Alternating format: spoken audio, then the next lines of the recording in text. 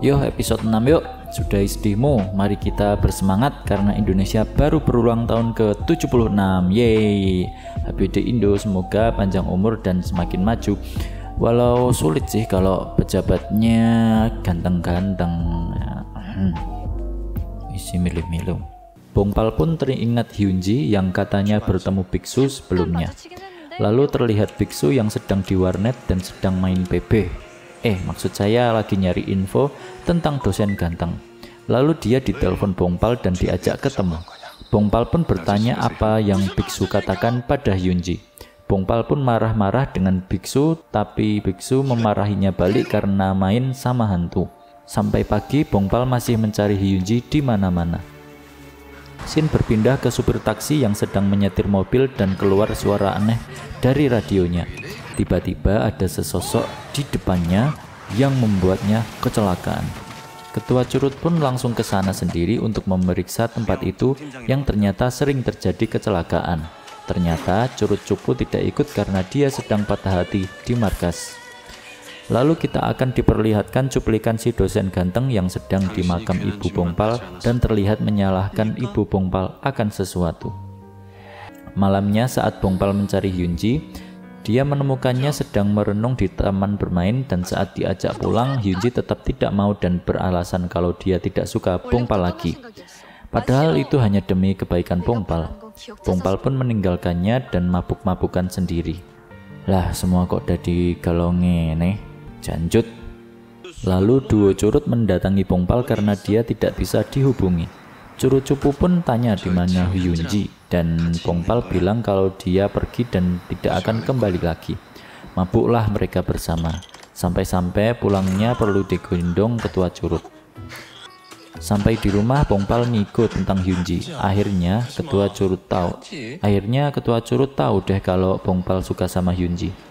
Berpindah ke si biksu yang ke rumah Bongpal dan membelikannya makanan. Lalu dia ditelepon dukun wanita kalau seorang biksu gundul ingin mengatakan sesuatu tentang ayah Bongpal. Biksu gundul ngomong kalau ayah Bongpal nggak datang ke peringatan kematian tahunan ibu Bongpal dalam 5 tahun terakhir. Dia juga mengatakan kalau kemarin ada anak muda yang datang ke peringatan kematian ibu Bongpal. Saat biksu botak tanya apakah orangnya adalah dosen ganteng, biksu gundul mengiyakannya dan menambahi kalau dosen ganteng juga pernah datang 5 tahun lalu. Saat itu ayah Bongpal datang di peringatan kematian ibu Bongpal dan mengambil sesuatu. Dia juga tiba-tiba kabur saat dosen ganteng datang ke sana. Scene berpindah ke si duo Curut yang bertemu Bongpal. Ketua Curut pun kembali sok-sokan dan ingin membuat mereka berdua move on. Lanjut ke si dosen ganteng yang bertemu dengan teman lamanya di sebuah rumah sakit dan bilang bahwa dia ingin menjadi sukarelawan lagi di rumah sakit itu. Saat perjalanan pulang, dia melihat Hyunji di jalan. Hyunji pun melihat tabrakan di sana dan tiba-tiba melihat masa lalunya yang sedang pulang dari sekolah. Saat di tengah jalan, dia tertabrak sebuah mobil di lokasi itu. Si dosen ganteng pun melihatinya dari jauh. Dosen ganteng pun menelpon teman lamanya lagi dan minta dicarikan info mengenai Kim Hyunji. Dosen ganteng juga menyadari kalau Hyunji sudah mulai pulih ingatannya. Lalu flashback ke waktu dulu saat penabrakan Hyunji. Ternyata dosen gantenglah yang menabrak Hyunji. Dia juga bertanya mengenai keberadaan suatu barang ke Hyunji. Namun Hyunji tidak sadar dan dia pun membawa tas Hyunji. Waduh, konspirasi ini ternyata sudah lama direncanakan, guys. Hyunji pun dilarikan ke rumah sakit dan langsung saja Hyunji ingat akan rumah sakitnya. Saat di depan rumah sakit itu, Hyunji bertemu ibunya yang keluar dari sana. Hyunji pun mengikutinya sampai rumah ibunya. Di dalam rumah, ibunya terlihat sedih dan Hyunji pun memeluknya. Di luar terlihat dosen ganteng masih melihat dengan tatapan tajam. Scene berpindah ke kelompok Bongpal yang menuju tempat kecelakaan berhantu di awal tadi. Ternyata sudah 15 orang yang meninggal karena kecelakaan di sana. Di tengah jalan mereka mendengar radio aneh seperti sopir taksi tadi dan melihat sosok hantu juga di tengah jalan. Mereka kira itu orang, tapi ternyata itu hantunya. Bongpal pun mencari hantu itu. Tiba-tiba hantu itu memegangi kaki Ketua Curut dan langsung saja Bongpal terlibat pertarungan dengannya. Meskipun hantu itu terlihat lincah, namun karena Bongpal yang masih emosi karena patah hati, dia mampu mengalahkannya. Naasnya ada mobil yang melintas di sana dan langsung berpindah ke ibunya Hyunji lagi. Terlihat dia mendapat telepon mendadak yang sangat penting dan dia pun pergi ke suatu tempat. Untunglah si Bongpal cuma lecet, namun kepalanya berdarah. Mereka pun pergi ke rumah sakit. Ibu Hyunji ternyata pergi ke rumah sakit yang sama dengan Bongpal dan si dosen ganteng masih mengikuti. Ternyata ibu Hyunji ke sana karena Hyunji yang versi manusia mengalami shock dan Hyunji versi hantu juga melihat dirinya sendiri di sana. Tiba-tiba Hyunji hantu merasa sakit di jantungnya. Saat Bongpal di dalam, dia berpapasan dengan tubuh Hyunji yang masih versi manusia, namun nggak ngelihat. Kayak gini nih adegan yang suka bikin gemes. Lanjut, tubuh Hyunji pun sudah mulai stabil.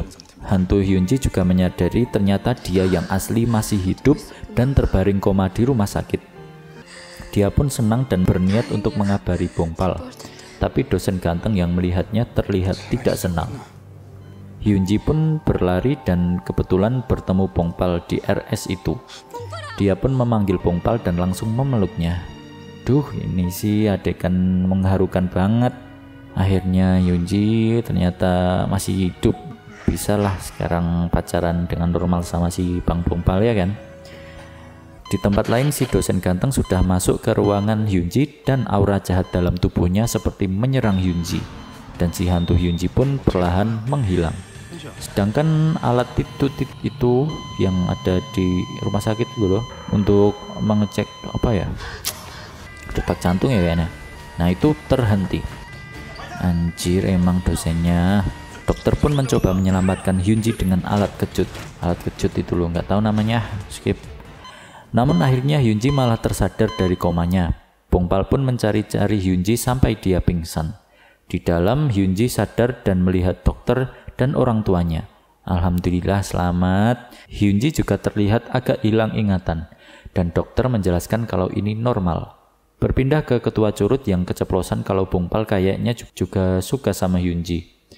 Kasian banget cewek yang disuka malah sama sahabat sendiri tuh. Gitu loh, marah gak bisa, senang juga gak bisa.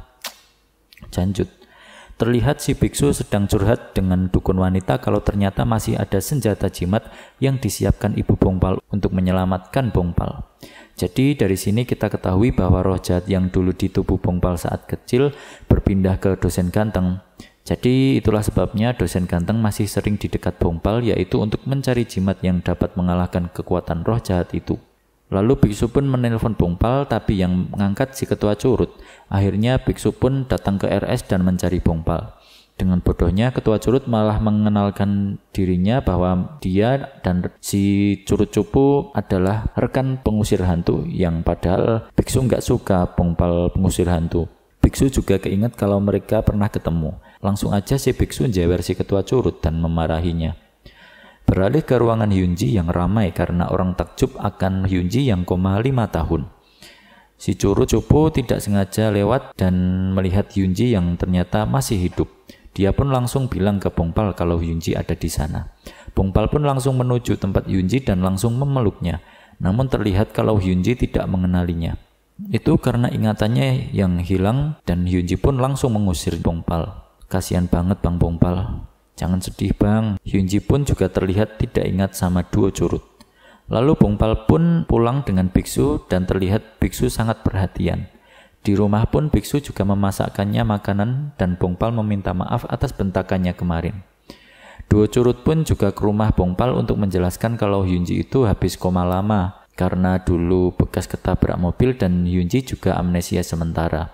Mereka juga menyemangati Bongpal tapi langsung kabur saat biksu datang. Biksu pun juga mendengar percakapan mereka dan tahu kalau Hyunji masih hidup. Si curut cupu pun bilang kalau dia nggak apa-apa sama Bongpal karena kebahagiaan Hyunji merupakan kebahagiaannya juga. Waduh, ngeri, udah bijak nih bocah. Dia juga mementingkan untuk balas dendam dan menangkap orang yang membuat Hyunji koma.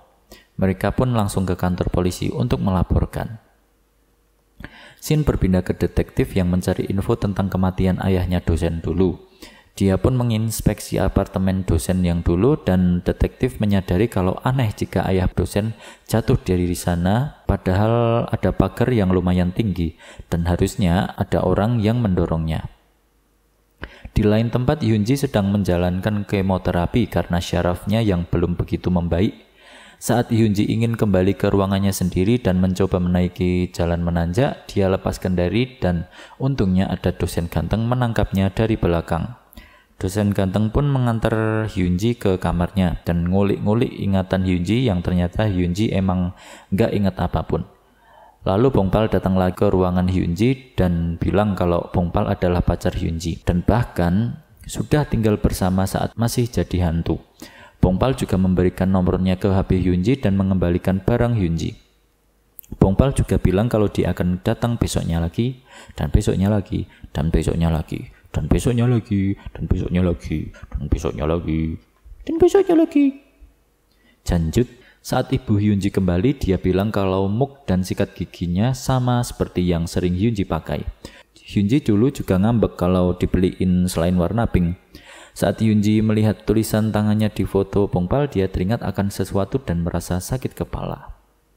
Esok harinya, Bongpal beneran datang ke sana dan membantu Hyunji membuka pintu, menata kasur, dan Bongpal juga memasakkan makanan kesukaan Hyunji. Lalu hari itu Hyunji menyadari kalau Bongpal nggak datang seperti biasa.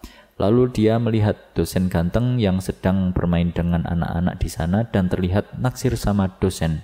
Waduh, jangan Ji, dia itu jahat tuh.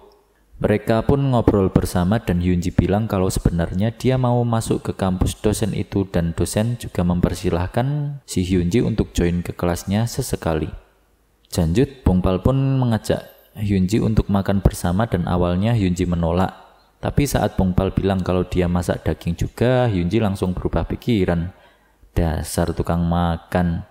Hyunji pun makan dengan lahapnya. Lalu kita akan diperlihatkan si biksu yang datang lagi ke apotek dosen ganteng dan izin untuk ke kamar mandinya, namun biksu malah ke ruangan kerja dosen dan mencari-cari sesuatu di sana. Dia pun menemukan kartu pelajarnya Hyunji. Setelah itu tiba-tiba dosen ganteng sudah pulang ke apotek dan bertemu dengan biksu yang saat itu juga akan keluar. Si biksu pun beralasan kalau dia salah masuk dan terjadi suasana ketegangan di sana. Kembali lagi ke Hyunji yang kekenyangan dan ingin kembali ke kamarnya. Namun saat Bongpal ingin membantu, Hyunji malah terpleset dan mereka jatuh dan hampir saja berciuman. Bongpal pun dihajar sama Hyunji soalnya dia bilang kalau mereka pernah berciuman kok. Saat sudah sampai di kamarnya, Hyunji menyadari kalau HP-nya jatuh dan ingin mengambilnya. Bongpal juga menemukan HP Hyunji dan ingin mengembalikannya. Di tengah perjalanan, Hyunji terlihat melewati lorong yang sepi dan merasa ada yang mengikutinya. Muncullah sesosok hantu dokter yang pernah dilihatnya. Ternyata dokter hantu itu merupakan dokter yang pernah mati di sana 10 tahun lalu. Dulu dokter itu membunuh pasien di ruang operasi lalu bunuh diri di sana.